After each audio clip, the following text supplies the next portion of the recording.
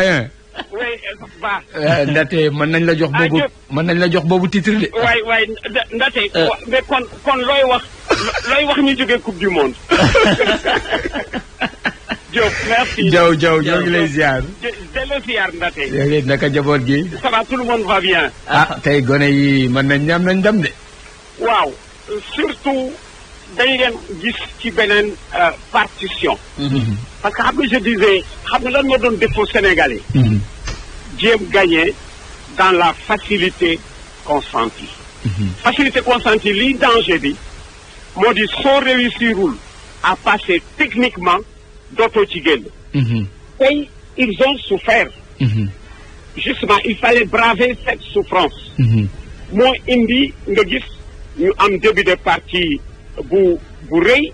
photo Sadio Mané. ñu nekk en verve war mener au moins 2 buts d'écart après un quart d'heure. puis rythme bi baissé. rythme bi baissé c'est pas du fait de la réaction du Cap-Vert. mais gis nga je disais que Cameroun. au Cameroun soo teelul gagné. da ngay nekk en difficulté parce que da ngay toll fu nga xam ne sa doole day jeex. léegi yàgg adversaire bi ngeen nekk dans le même état. de manque de fraîcheur. il faisait tey jii 30 degrés. ñëpp ci souffrir.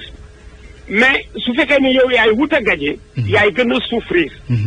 bon ils ont su braver cela.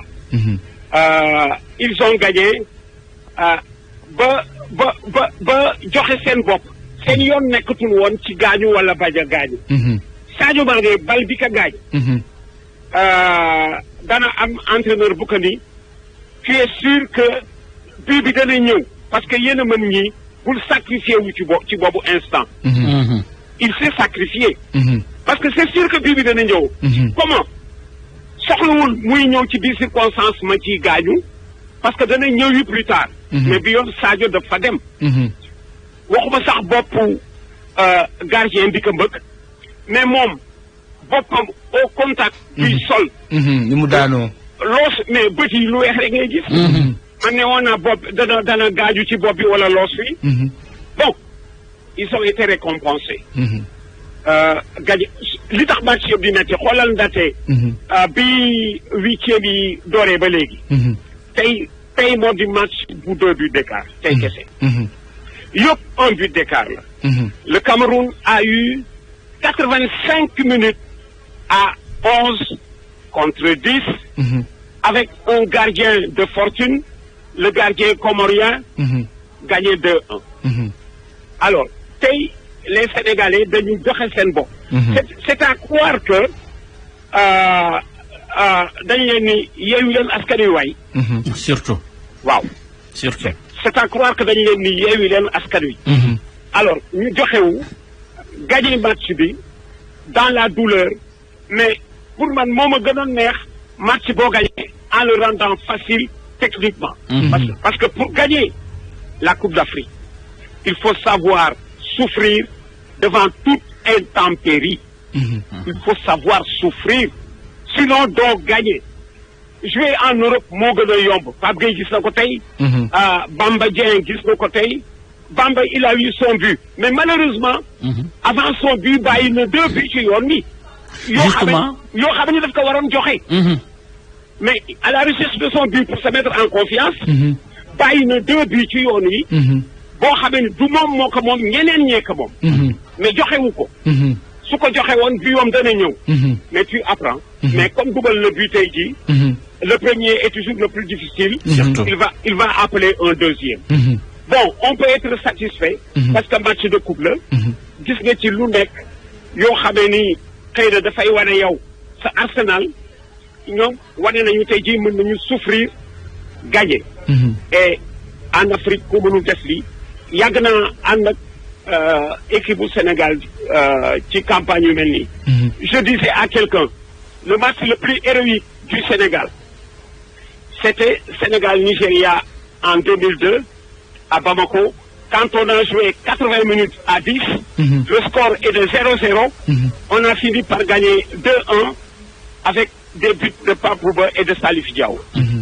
Alors, mu nekk lu rëy mais bii tey jii daf ma dugalaat ci loolu. parce que da ngay xool Sénégal yi ñuy souffrir di souffrir, di jouer, di dem. Ils ont réussi à rendre la partie facile en acceptant, comme on dit, de donner la réplique à l'adversaire ci partition bi mu choisir. Parce que Cap-Verdien yi li ci dangereux par un moment quand ils ont su que mënatuñu dem.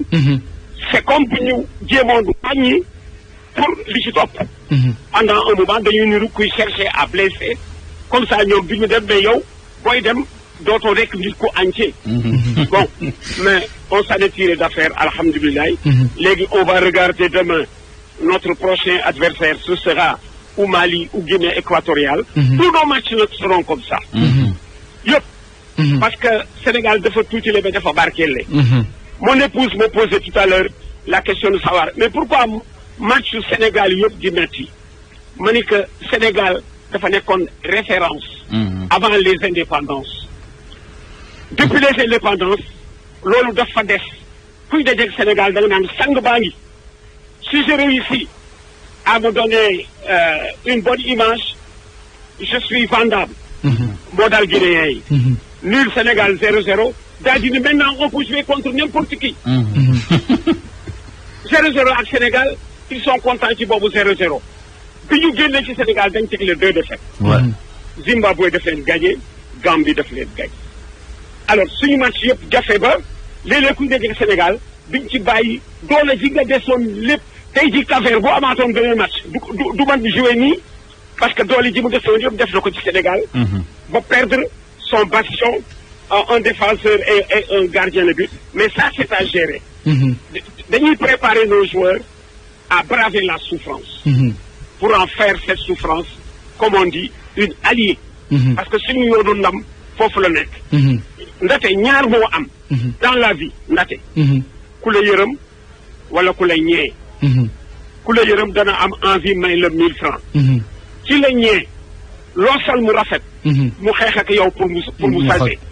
wala mu xotteeku. mu xotteeku. moom laa la wax ñu ne mooy Sénégal. kuy dajeeg Sénégal tu vas jouer le match de ta vie. si ajoute xoolal tey jii Cap-Vert. avant ce match ndate. on était à 19 Sénégal Cap-Vert. 19 confrontations. waaw ñu gagné que 15 fois nul ak moom 2 fois mu gagné 2 fois mais du bàyyi. dafa naan ñi gagné woon sam papa ñi ngi nii. ayca yëppay métti. yëppay métti. mais tant bien man je préfère ki ma ñëwee bay xeex ak man plutôt que ki ma yërëm ba bëgg ma may 1000 francs. mooy kaawu Sénégal et on continue Diop. on continue. jërëjëf.